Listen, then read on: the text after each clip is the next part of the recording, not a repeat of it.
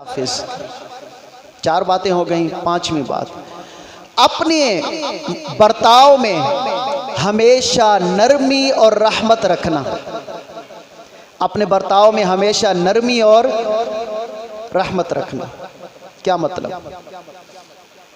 एक जगह ऐसी आ जाए, वो हमारा मामला जाती है, दीनी नहीं, जगह ऐसी आ गई कि वहाँ गुस्सा बनता है, महज अल्लाह की रज़ा के लिए गुस्सा नहीं किया बल्कि नरमी का मुजाहरा किया। यहाँ इससे मुराद ये है। मैं आपको छोटी सी मिसाल दे के जाऊँ। आज लोग हमारे क्यों नहीं बनते, हमसे भागते क्यों हैं? पुराने दौर में ये अल्लाह के जो वली होते थे, जहाँ जाके डेरा लगा लेते थे, काफरों के माहौल में, हिंदुओं के माहौल में वो डेरा लगाते थे। सैकड़ों की तादाद में रोज़ाना की बुनियाद पर उनके हाथ पे लोग बैत होते थे, इस्लाम कबूल करते जाते थे। वजह सिर्फ ये थी कि उन्होंने अपने मिजाज में, अपने मामलात में, अपने बर्ताव में नरमी को हाईलाइट किया हुआ था। एक छोटी सी मिसाल दे दूं कुरान करीम से। हज़रत मूसा अलैहिस्सलाम और हज़रत हारून अलैहिस्सलाम, ये दो नबी हैं। सूरह ताहा में इसका ज़िक्र मौजूद है, इस आयत का। अल्लाह पाक ने उन्हें भेजा, कहाँ भेजा? फ़िरऔन के पास। कहाँ भेजा? फ़िरऔन आपको पता है वो कौन था?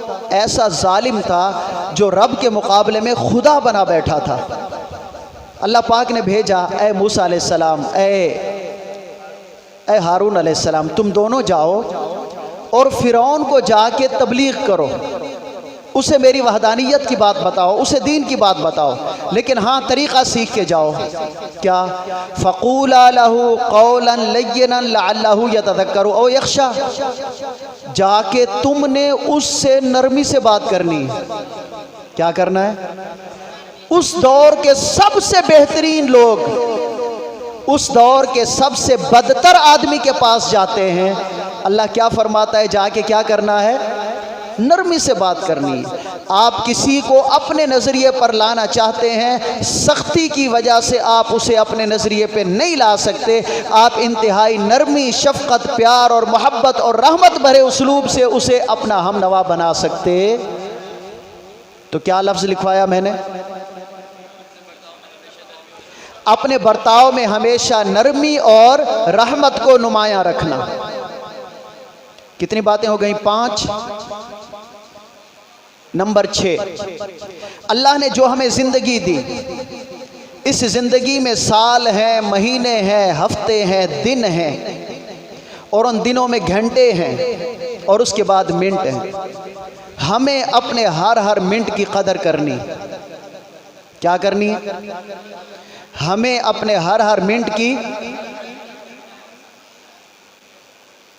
हमें हर मिनट की कदर करनी।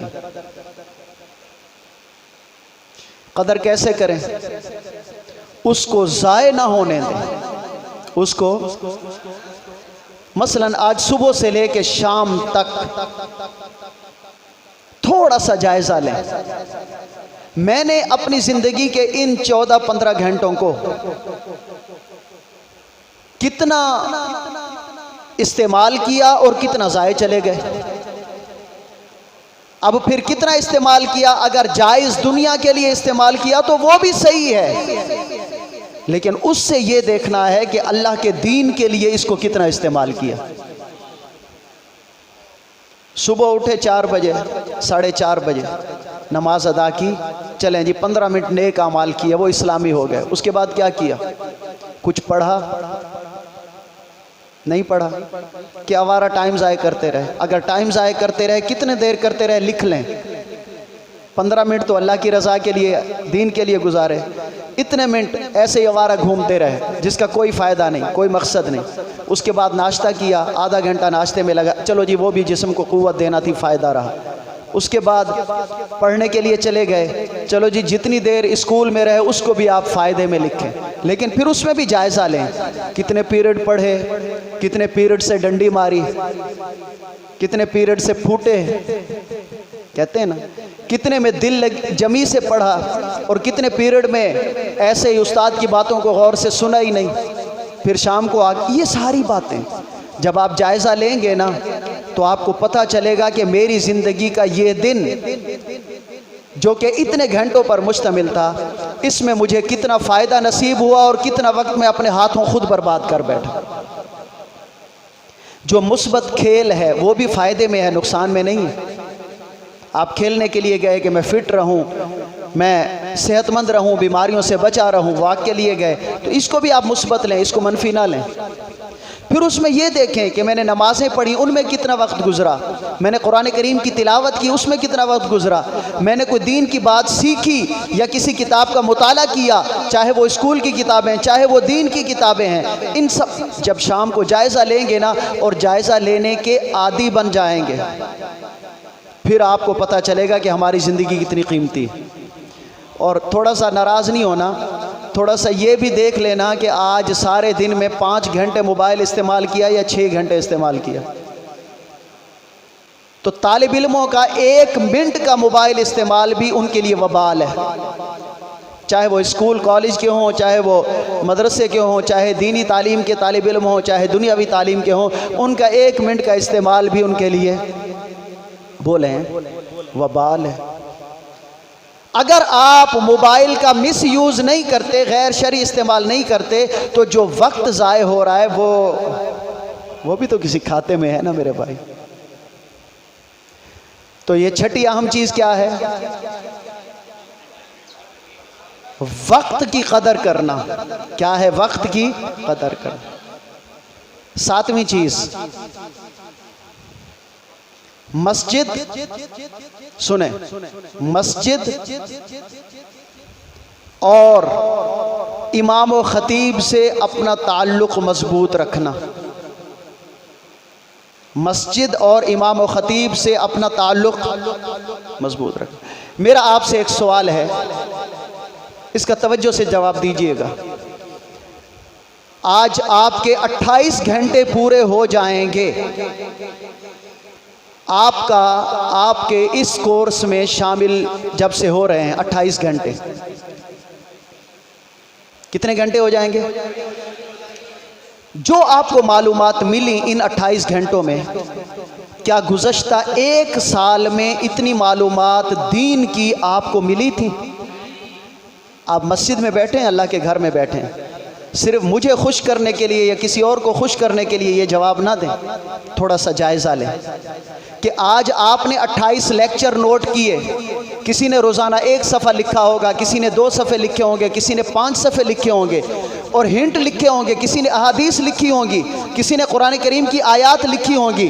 क्या कुछ गुज़श्ता साल में, पिछले साल जुलाई से लेकर इस साल जुलाई तक आपको इतनी मालूमात, इतनी अहादीस, इतने मसाइल याद हुए थे जो आपने इन 28 घंटे में सीखे? अगर नहीं हुए थे तो फिर मेरी दलील ये बड़ी मजबूत है, आपने सिर्फ 28 घंटों में मस्जिद और इमाम ख़तीब के साथ अपना ताल्लुक़ मजबूत रखा तो इतना इल्म हासिल हो गया। अगर आप सिर्फ 5 वक्त नमाज पढ़ने आएँ और रोज़ाना सिर्फ एक दर्स में शिरकत करें, चाहे वो 15 मिनट का है या 20 मिनट का है, तो आपको कितनी दीनी मालूमात मिलेंगी। बात समझ आ रही है? बात समझ आ गई? इसका मतलब हमारे दिल में ईमान की शमा ज़्यादा रोशन हो जाएगी जब हमारा ताल्लुक़ मजबूत होगा मस्जिद के साथ और इमाम मस्जिद के साथ। एक हदीस शरीफ बड़ी ज़बरदस्त है, आपसे मुताल्लिक़ है, बुखारी शरीफ में भी है, मुस्लिम शरीफ में भी है। मेरे आका ने फरमाया, क़यामत के दिन 7 लोग ऐसे होंगे जो अल्लाह की रहमत, अल्लाह के अर्श के साए में होंगे। कहाँ होंगे? अल्लाह की रहमत और अल्लाह के, उन 7 में से एक वो भी होगा, रजुलुन क़ल्बुहु मुअल्लक़ुन बिल मसाजिद, जिसका ताल्लुक़, जिसके दिल का ताल्लुक़ मस्जिद के साथ मजबूत होगा। आप सिर्फ नमाज पढ़ना शुरू कर दें, असर की नमाज पढ़ेंगे, एक भी मसला बताया गया तो आपके इल्म में इजाफा होगा। फजर की नमाज पढ़ेंगे, फजर के बाद 10 मिनट का दर्स होगा, उस 10 मिनट में आपको कितने मसले पता चलेंगे। मज़ीद मसलों के लिए आप अगले दिन फजर की नमाज लाज़मी पढ़ने आएंगे। बात समझ आ रही है? जिन मसाजिद में इशा के बाद दर्स होता है, वहाँ अगर आपने नमाज पढ़ी तो आप यकीन करें आपको इतने मसाइल पता चलेंगे कि अगले दिन आप ख़ुद तैयार होकर आएंगे कि मुझे जाना चाहिए। तो ये कौन सा पॉइंट था, कितना नंबर था भाई? 7 नंबर। इसमें क्या था?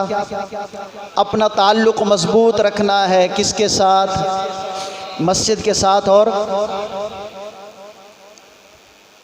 जहां भी, अगला नुक्ता लिखें, दर्स कुरान,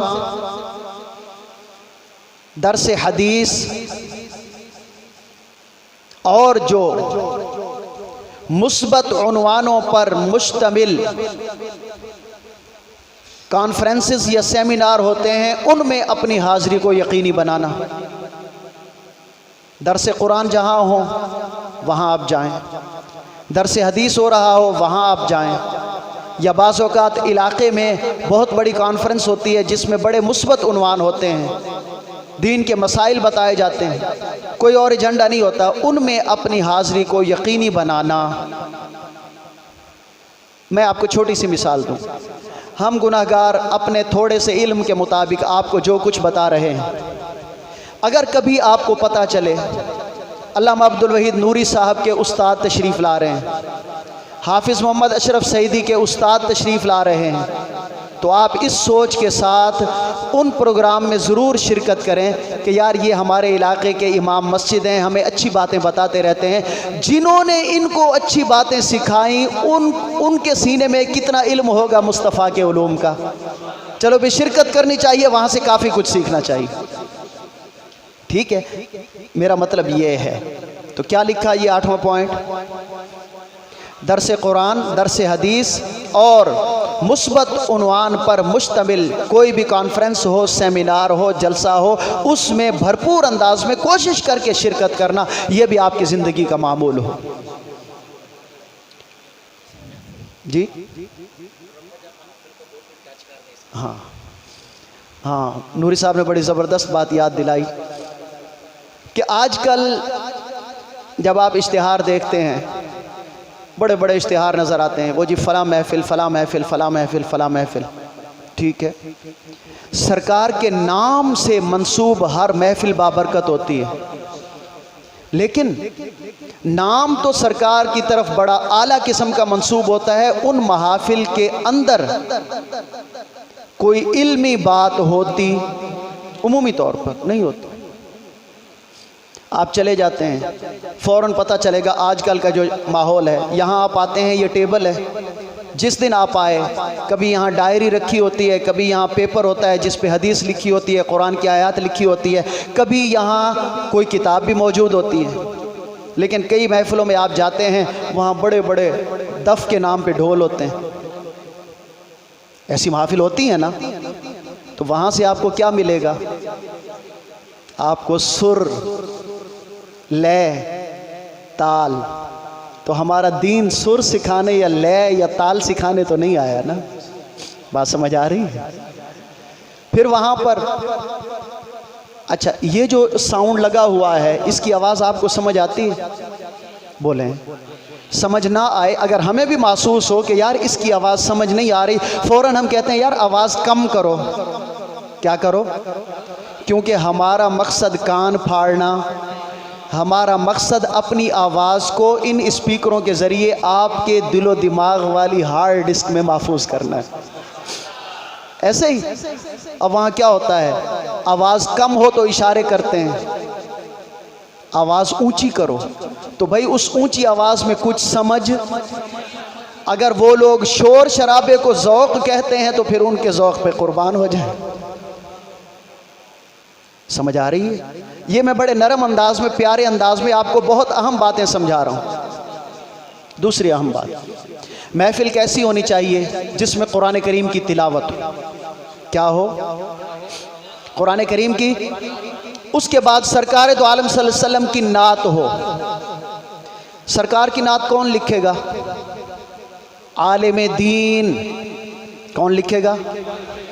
आम शायर अगर सरकार की नात लिखेगा तो गुमराही के चांस हैं, क्योंकि वो कमा हक़्क़ुहु सरकार के अदब को समझेगा, उलूम दीनिया, उलूम शरिया से वो आगाह नहीं। इसीलिए कई ऐसी नातें हैं जिनकी वजह से उन पर गुमराही का फतवा लगा है, बाज़ औक़ात कुफ्र का फतवा लगता है। क्यों? उनको इल्म दीन तो हासिल है नहीं, सिर्फ अल्फाज का सहारा लेते हुए ऐसे मफ़हूम की नात लिख देते हैं जो मफ़हूम शरीयत में काबिल कबूल। मसलन बाज़ नात खान हैं जो कहते हैं मैनू जन्नत दी लोड़ नहीं, मैनू जन्नत दी लोड़, मुझे ज़रूरत नहीं है जन्नत की। जन्नत की किसको ज़रूरत है? हर मोमिन को। किसको ज़रूरत है? बोले हमें तो ज़रूरत है भी जन्नत की। तेनू फिर जन्नत की ज़रूरत नहीं तो फिर किस चीज़ की ज़रूरत है? अल्लाह अकबर। समझ रहे हैं आप बात? सूरह रहमान में जन्नत का हुस्न बयान किया गया है। सूरह रहमान शुरू से आखिर तक पढ़ें, क्या है? जन्नत का हुस्न। जिस चीज़ का हुस्न कई आयात में खालिक कायनात खुद बयान फरमाए, हम अपने शेर में कहें कि मुझे जन्नत की ज़रूरत नहीं है, इसका मतलब वो तो खुदा के बयान करदा अहकाम के खिलाफ चल रहा है ना। और हम उस पर फिर नारे भी लगा रहे होते हैं, दाद भी दे रहे होते हैं, पैसा भी लुटा रहे होते हैं। वाह वाह वाह, इसने तो बड़ी ज़बरदस्त बात की, सानू जन्नत दी ते लोड़ ही कोई नहीं। भाई वो ज़बरदस्त बात नहीं की, वो गुमराही की बात की। ये पूरा टॉपिक है अगर आपको मैं ले जाना चाहूँ तो, लेकिन नहीं बच्चे। ये जो इस तरह की महफिल आपको नज़र आ रही हैं, जहाँ गए कुरान करीम की तिलावत हुई, एक नात शरीफ पढ़ी गई, दूसरी नात शरीफ पढ़ी गई, फ़ौरन अल्लामा साहब आए, उन्होंने दर्स देना शुरू किया। दर्स में क्या? कुरान करीम की आयात पढ़ते गए, उनका तर्जमा बयान करते गए, अहादीस पढ़ते गए, उनका तर्जमा बयान करते गए, मसाइल बयान करते गए। 1 घंटे के बाद जब आप उठ के आए तो आपने कहा अल्हम्दुलिल्लाह हमें इस टॉपिक पे बहुत मालूमात मिली। ये अच्छी बात है ना? बोले क्या है ये? अच्छी बात है। क्यों? कि आपको वहाँ इल्म मिल रहा है। क्या मिल रहा है वहाँ? बोले क्या मिल रहा है? एक दफ़ा एक साहब हैं, वो उलमा में उनका शुमार होता है, वो आलिम नहीं है, बड़ी शोहरत है उनकी, बड़े बड़े नाम। ख़िताब करने के लिए गए, उन्होंने ख़िताब किया, हमारे ताल्लुक़ वाला था, मेरा क्लास फेलो था। जब वहाँ से वापस आए तो मेरे वालिद साहब से वो कहने लगा, हुज़ूर वो ना रात जलसा था फ़लाँ आदमी का, आलिम दीन का, तो हमने वहाँ पर वो शिरकत की। तो मेरे वालिद साहब ने पूछा, बेटा आपने वहाँ से क्या सीखा, या उन अल्लामा साहब के ख़िताब की कोई खुसूसियत बयान करें। उन्होंने कहा जी मैं, अब वो एडवोकेट है, अब वो मेरा क्लास फेलो है। उसने कहा जी उसके ख़िताब की खुसूसियत ये है कि 1.25 या 1.5 घंटे की ख़िताब में उसने कुरान करीम की एक भी आयत नहीं पढ़ी। जलसा दीनी था। क्या था जलसा? जलसा महफिल मिलाद मुस्तफ़ा का था, जलसा हुजूर की अज़मत के बयान का था। ओ भाई फिर क्या पढ़ा? उन्होंने लतीफ़े भी सुनाए, माइये भी सुनाए, अशार भी खूब सुनाए, आवाज़ बड़ी ज़बरदस्त थी। तो भाई हुजूर की अज़मत जो अल्लाह ने बयान की कुरान में, उससे बढ़ के कोई और बयान कर सकता है? नहीं ना। तो हमारे दीन का इल्म हासिल करने का मेयार या कुरान है, या सरकार की हदीसें हैं, या फिर हमारे उलमा ने कुरान और हदीस से जो मसाइल और निकात अखज़ कर दिए हैं, हमारे लिए वो हुज्जत है। तो जहाँ आप जाएं, जहाँ कुरान करीम पढ़ के उसका तर्जमा, उसका मफ़हूम, उसके मसाइल बताए गए हों, वहाँ आपने शिरकत करनी है, लाजमी करनी। और जहाँ ऐसा कुछ ना हो, अगर वहाँ से आप अपना वक्त बर्बाद करने से बचाना चाहते हैं तो वहाँ से उठ के आ जाएं, तो आप पर कोई ऐब, आप पर कोई हर्फ नहीं, इंदल्लाह आप मुजरिम नहीं। फिर आगे अल्लाह ने हमें क़ुव्वतें दी हैं। अगला नुक्ता लिखें भाई, अपनी तमाम क़ुव्वतों को अल्लाह के रास्ते में इस्तेमाल करना। हमारे पास कितनी ताकतें हैं? बोलें। आप पता क्या करते हैं? इश्तिहार पढ़ते हैं, जिन्नाती ताकत का हामिल आमिल। क्या? जिसके कब्जे में इतने जिन्न हैं। नहीं, अल्लाह ने हमें देखने की क़ुव्वत दी है, बोलें, सुनने की क़ुव्वत दी है, ऐसे ही चखने की क़ुव्वत दी है, ये क़ुव्वत दी है, ताकत दी है, और क्या रह गई, सूंघने की क़ुव्वत दी है, इरादे की क़ुव्वत दी है, दिमाग की सलाहियत दी है। अपनी हर क़ुव्वत को दीन के लिए इस्तेमाल करना, अपनी हर क़ुव्वत को, बोलें, अभी आप कौन सी क़ुव्वत को दीन के लिए इस्तेमाल कर रहे हैं? सारी क़ुव्वतों को। देख भी रहे हैं, सुन भी रहे हैं, ठीक है, और ज़ुबान से नहीं, कुरान करीम की आयत और अहादीस का दिल और दिमाग से जायका भी चख रहे हैं, और अपने हाथ को लिखने में अपनी क़ुव्वत का इस्तेमाल कर रहे हैं। आपका दिल भी इधर मुतवज्जे है, दिमाग भी इधर मुतवज्जे है, तो हमारी ज़िंदगी के अक्सर लम्हों में इन सारी क़ुव्वतों का इस्तेमाल इस्लाम की इशाअत के लिए हो और अल्लाह की रज़ा के लिए। बात समझ आई? क्या लिखवाया था भाई? ये अपनी तमाम क़ुव्वतों को इस्लाम की इशाअत और अल्लाह की रज़ा के लिए इस्तेमाल करना। किसके लिए इस्तेमाल करना? अल्लाह की रज़ा के। ये 9 हो गए जी। 10, अल्लाह ने जो भी हमें सलाहियत और ताकत दी है, जो भी दौलत दी है, उससे गरीबों की मदद करना। उससे अगर किसी गरीब को हमारे वक्त की ज़रूरत है, उसे हम वक्त दें। अगर किसी गरीब को हमारी हिमायत की ज़रूरत है, कि अगर हमारी हिमायत से एक जालिम उस पर जुल्म कर रहा है, वो जुल्म से बाज आ जाएगा, तो अपनी हिमायत उसे दें। अगर किसी गरीब को हमारी दौलत की ज़रूरत है, तो जितनी अल्लाह ने तौफीक दी उस दौलत में से उसकी मदद करें। तो क्या मतलब? अपने मुआशरे के गरीब लोगों, अपने मुआशरे के गरीब लोगों को अपनी दौलत से उनकी मदद करना, ये भी हमारा मंशूर होना चाहिए। अच्छा जनाब,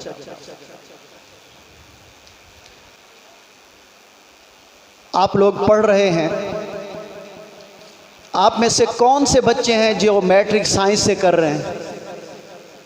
माशाल्लाह। मैं आपसे अब परसेंटेज नहीं पूछता आपकी। अगर आपके 9th में 65% नंबर आए हैं, तो आप तहैया कर लें, मैट्रिक में मेरे 75 या 80% नंबर आने चाहिए। अगर आपके 9th में 90% मार्क्स आए हैं, तो आप कहें मैट्रिक में मेरे 92 या 93% मार्क्स आने चाहिए।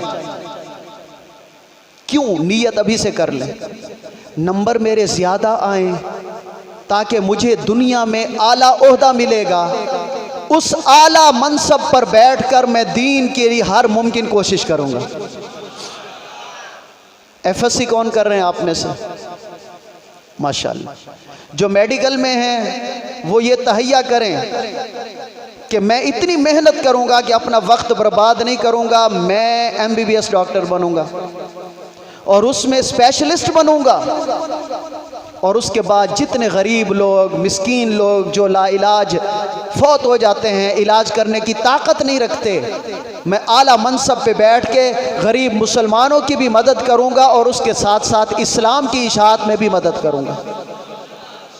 आप जब MBBS बनेंगे, जब अस्पताल में ड्यूटी देंगे, आज से आपके नामा अमाल में सवाब मिलना शुरू हो जाएगा।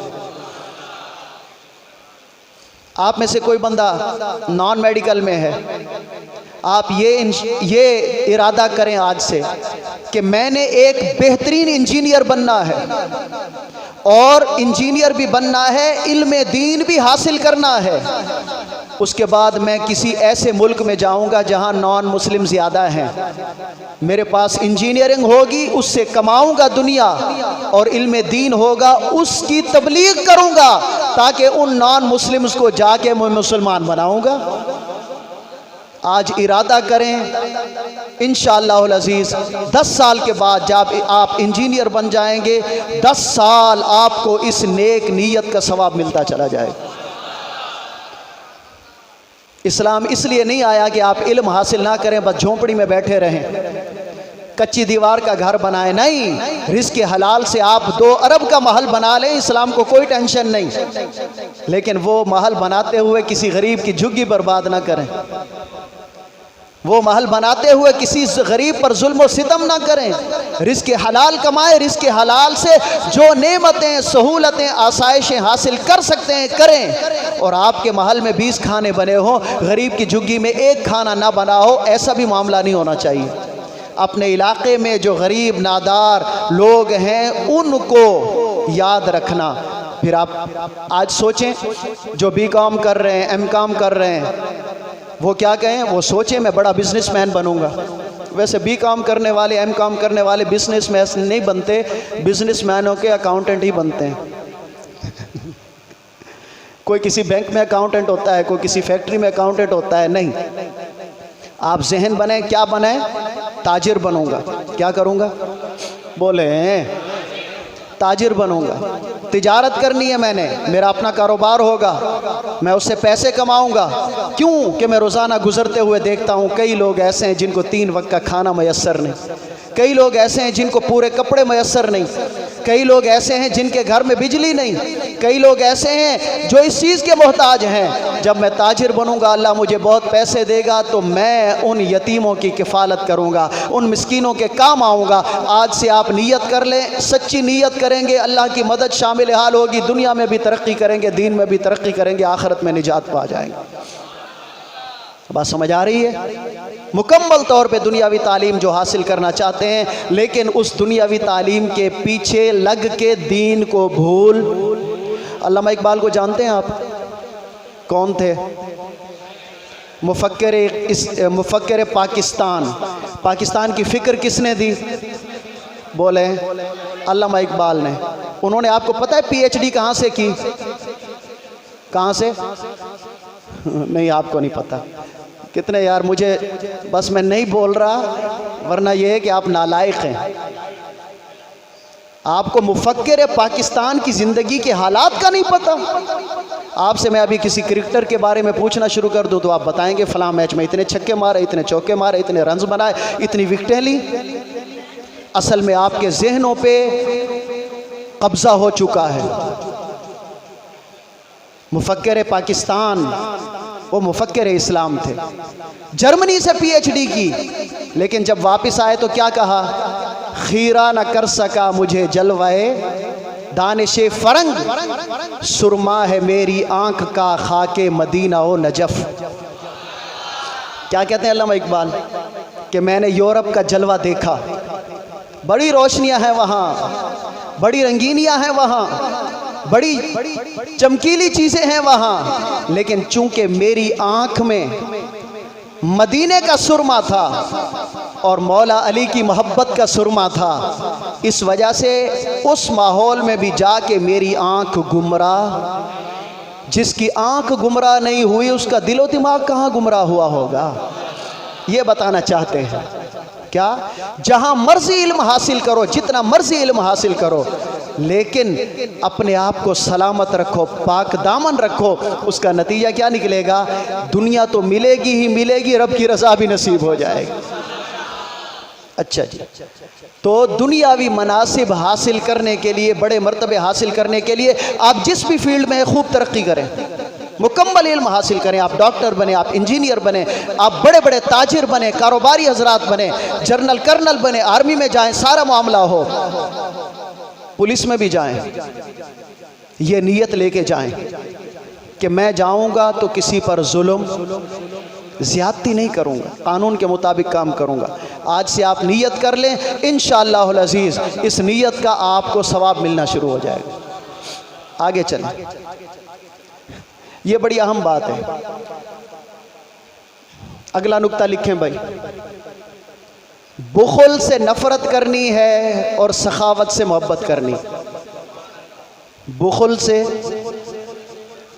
और सखावत से। अल सखी व करीब मिन अल्लाह, सखी अल्लाह के करीब है। अल्लाहु अकबर। और जो बखील है अल्लाह ताला उससे मोहब्बत नहीं करता। जो बखील है ना, उसके ज़हन में ये होता है कि मेरी नेमतें किसी को ना मिलें, बस मैं अकेला ही उन पे काबिज रहूं। मैं इस बारे में सिर्फ एक जुमला बता देता हूं, जो बखील है ना वो अपनी दौलत का दुनिया में भी नफ़ा नहीं हासिल कर सकता, लेकिन आखिरत में हिसाब तो उसे देना ही होगा। बात समझते हैं? एक आदमी अपनी दौलत का दुनिया में नफ़ा हासिल करता है, खाता पीता है, खुशहाल रहता है, और एक आदमी दौलत तो है लेकिन जायज़ कामों पे सर्फ नहीं करता। अगरचे जायज़ कामों पे सर्फ नहीं की, ना दुनिया में कुछ मिला, आखिरत में उसका हिसाब भी देना है। कितने नुक्ते हो गए भाई? 12 हुए होंगे यार, हैं? नहीं यार ऐसा तो ना करो, चलो 11 ही सही हैं? चलें ठीक है, आपका जो छूट गया है ना वो उनसे लिख लेना, दिलशाद भाई से। आगे अगला नुक्ता, अपने हर काम में अल्लाह से दुआ करना। ये आपको ज़िंदगी में कामयाबी के मैं नुस्खे बता रहा हूँ गुमराही से बचने के लिए। क्या करना? आप बड़े ज़हीन हैं, बड़े अक्लमंद हैं, बड़े अच्छे उस्ताद से सबक पढ़ते हैं, बहुत आला किस्म के ट्यूटर से ट्यूशन लेते हैं, सारी चीज़ें अपनी जगह पे, लेकिन अल्लाह से दुआ करनी है, या अल्लाह ये सब कुछ तेरे फजल व करम से है, और अगर मैं मंजिल मकसूद पे पहुंचूंगा तो तेरा फजल व करम ही होगा, मुझे अता फरमा दे। दुआ मुकर्रर नहीं कि खड़े होकर भी दुआ कर सकते हैं, बैठ के भी दुआ कर सकते हैं, चलते हुए भी दुआ कर सकते हैं, लेटे हुए भी दुआ कर सकते हैं, सवारी पर भी दुआ कर सकते हैं, पैदल भी दुआ कर सकते हैं, क्लास में भी दुआ कर सकते हैं, असम्बली में भी दुआ कर सकते हैं, नमाज से पहले भी दुआ कर सकते हैं, नमाज के बाद भी दुआ कर सकते हैं, जनाजे से पहले भी दुआ कर सकते हैं, जनाजे के बाद भी दुआ कर सकते हैं, मरीज़ के पास जाने से पहले भी दुआ कर सकते हैं, दुआ उसके पास जाने के बाद भी दुआ कर सकते हैं। दुआ का सहारा कभी छोड़ना। अगला नुक्ता लिखें, अल्लाह के दोस्तों से दोस्ती रखना और अल्लाह के दुश्मनों से दुश्मनी रखना। अल्लाह के दोस्तों से और अल्लाह के दुश्मनों से ये भी अपनी ज़िंदगी का मामूल बना लें। जो कुरान का मुनकिर है वो हमारा दोस्त हो सकता, जो हमारे नबी की सुन्नत का मुनकिर है वो हमारा दोस्त हो सकता, जो हमारे नबी की ख़त्म नबूवत का मुनकिर है वो हमारा दोस्त हो सकता, जो हमारे नबी की असमतों का मुनकिर है वो हमारा दोस्त हो सकता, जो सहाबाए किराम की असमतों का मुनकिर है वो हमारा दोस्त हो सकता, जो अहले बैत अतहार की मोहब्बतों का मुनकिर है वो हमारा दोस्त हो सकता। अल्लाह के दोस्तों से दोस्ती रखना यानी हर मोमिन से दोस्ती रखना, और अल्लाह के दुश्मनों से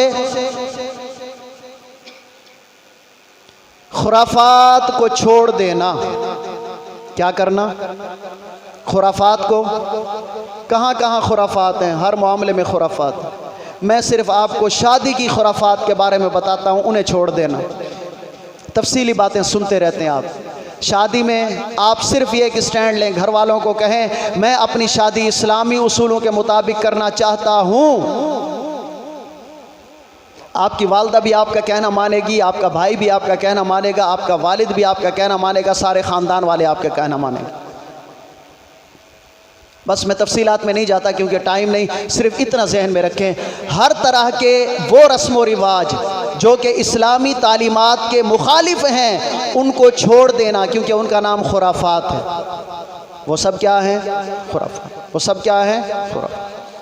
अगली बात, जो काम भी करना है अल्लाह की रज़ा के लिए, जो काम भी करना है अल्लाह की, जो काम भी करना है अल्लाह की रज़ा की। उससे अगली बात, दो मुसलमान लड़ें तो सुलह करानी है। अगर दो मुसलमान लड़ पड़ें तो बोलें तीली नहीं लगानी, उस लड़ाई में इजाफा नहीं करना, खुशी का इजहार नहीं करना कि अच्छा है वो दोनों लड़ पड़े मेरा काम सीधा हो जाएगा। नहीं, आपका किरदार सुलह कराने का हो। आखिरी बात, ये जो भी काम हम सीख रहे हैं एक दिन के लिए नहीं करने, एक हफ्ते के लिए नहीं करने, एक महीने के लिए नहीं करने, एक साल के लिए नहीं करने, बल्कि अल्लाह ने जितनी ज़िंदगी अता फरमाई है ये सारे काम अगर रोज़ाना करने वाले हैं तो रोज़ाना करने। नबी करीम अलैहिस्सलातु वस्सलाम से पूछा गया, या रसूल अल्लाह सल्लल्लाहु अलैहि वसल्लम, अच्छा अमल कौन सा है? सरकार ने फरमाया, अदवमुहा व इन क़ल्ला, वो अमल जिस पर हमेश की हो अगरचे थोड़ा हो। जिस पर क्या हो? हमेश की हो अगरचे वो अमल थोड़ा। कितनी चीज़ें हो गई? 15 के 16 हैं, 17 हो गई। माशाल्लाह, अच्छी बात है।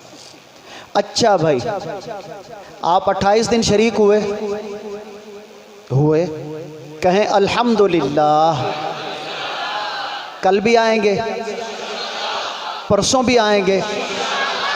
परसों आपने अकेले नहीं आना, परसों आपने कितने लोगों को लेके आएंगे? वो तो 4 नूरी साहब ने कहा है ना, तो मेरा कहना भी तो कुछ माने ना यार, कुछ लेक्चर मैंने भी दिए हैं। जो नूरी साहब के कहने पर 4 लोग आपने तैयार किए हैं, मेरे कहने पे 5वें बंदे को भी पैगाम देना है। किसको? 5वें बंदे को भी। तो कितने कितने लोग लेके आएंगे साथ?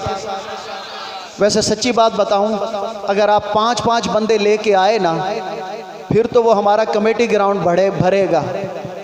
ये मस्जिद तो बहुत थोड़ी जगह है, लेकिन आप जिसको कहेंगे ज़रूरी नहीं कि वो हर बंदा आए, लेकिन हमारा काम है इस रोशनी को आगे। आपको पता है चिराग से चिराग जलता है, चिराग से चिराग, अगर उसमें तेल हो तो वो जलता रहता है, अगर तेल ना हो तो वो, लेकिन हमारा काम तो हर चिराग जलाना है ना। हाँ चलें। अच्छा, फिर जब 30वां प्रोग्राम हो जाएगा, फिर हम आपके चेहरे कब देखेंगे? हैं?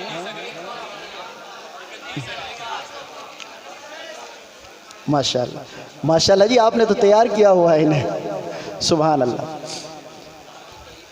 सुभान अल्लाह। बहुत ज़बरदस्त बात, मुझे आज बड़ी खुशी हुई जब नूरी साहब ने ये फरमाया कि इस तसलसल को बरकरार रखते हुए हर महीने एक नशिस्त होगी। हर महीने क्या होगी? उस नशिस्त में आप लोग शिरकत किया करेंगे। उस नशिस्त में आप लोग एक और प्रोग्राम भी, नूरी साहब माशाअल्लाह तर्जमा कुरान भी पढ़ाते हैं यहाँ फजर की नमाज के बाद। कब पढ़ाते हैं? फजर की नमाज की। अच्छा, पहले फजर के बाद पढ़ाते रहे हैं, अब ये फरमा रहे हैं कि ये लोग जब आएंगे और इनकी अक्सरियत जिस वक्त पे राज़ी हो जाएगी, हम वो वक्त मुकर्रर करेंगे।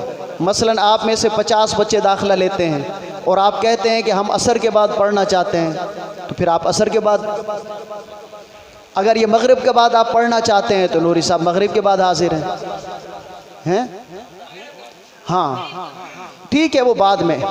अभी आप नाम दाखिल करवा दें और मुशावरत के बाद फैसला किया जाएगा कि वक्त कौन सा होगा। बात समझ आ रही है? यानी दीन के जिस तरह हम रोज़ाना खाना खाते हैं ना, सुबह दोपहर शाम, दरमियान में भी कुछ थोड़ा बहुत लगा लेते हैं, कभी फ़लाँ चीज़ खा ली, कभी फ़लाँ चीज़, कभी पानी पी लिया, कभी चाय पी ली, कभी ऐसा। तो दीन का इल्म भी हासिल करने के लिए माहाना, हफ्तावार, रोज़ाना आपके इलाके में कोई अच्छे आलिम दीन तशरीफ़ ला रहे हैं, उसके प्रोग्राम में शिरकत। लेकिन एक बात जहन में रखें, ये गौर से सुने, जब आप लोग दीन की तरफ ज़्यादा राग़िब होंगे तो आपके घर वालों को तशवीश होगी। ये मैं तजर्बे की बात कर रहा हूँ कि यार आप लोग अब मुल्ला बन रहे हैं, इन्हीं लफ्ज़ों से कहा जाएगा। ये आपको इसलिए मैं सुना रहा हूँ तो आपके जहन पहले तैयार हों। तो पता नहीं तुम्हारे FSC में मेरिट बनेगा कि नहीं बनेगा। खुदा का वास्ता है, आपको इन दीनी उलूम के मामलात में बहुत ज़्यादा आगे बढ़ के, जिस इल्म पर आपके माँ बाप अपने लाखों रुपए खर्च कर रहे हैं, वहाँ भी कोताही, वरना क्या होगा, सारा इल्ज़ाम इस्लाम पे तो कोई नहीं लगाता, या मौलवियों पे लगाएंगे, उलमा पे लगाएंगे, या ये कहेंगे अगर तू नमाज़ें ना पढ़ता, उन नमाज़ों में भी तू ट्यूशन पढ़ता तो कामयाब हो जाता, अगर तू महफ़िलों में ना जाता, उन महाफिल में भी ना जाता, तेरा वक्त बचता, तो स्कूल पढ़ता तो तेरा वही क्या होता। इन सारी चीज़ों को हासिल करने के साथ साथ वो तालीम जिस पर आपके वालिदैन लाखों रुपए लगा रहे हैं, उसमें भी कोताही नहीं आने। आप आइडियल बन जाएं, आप मिसाल बन जाएं अपने कॉलेज में, अपने स्कूल में, कि मैं दुनिया में तरक्की में भी अल्हम्दुलिल्लाह आला हूँ और दीनी मामलात में भी, समझ में, मसाइल के जानने में भी आपसे आला हूँ। ये है कदर। फिर आपकी कदर होगी कि दीन दुनियावी उलूम से रोकता। आप समझ गए ये सारी बातें। अल्लाह ताला की बारगाह में दुआ करें कि जो कुछ बयान हुआ, जो उसकी रज़ा के मुताबिक बयान हुआ, अल्लाह कबूल फ़रमाए। अगर इसके बयान में कोई कोताही हुई, अल्लाह हमें हिदायत अता फ़रमाए और उस कोताही पर माफ़ी अता फ़रमाए। और जो हमने अच्छी अच्छी बातें सीखी, सुनी और जिनके बारे में हमें लाया अमल दिया गया कि ये काम करेंगे तो हमारी ज़िंदगी बेज़रर होगी, हमसे किसी को नुकसान नहीं होगा, किसी से हमको नुकसान नहीं होगा, तो इंशाअल्लाह हमारी ज़िंदगी आइडियल होगी। अल्लाह की बारगाह में दुआ करें, अल्लाह पाक हम सबको अमल की तौफ़ीक़ अता फ़रमाए और नूरी साहब की इस जिद्दोजहद को अल्लाह कबूल फ़रमाए।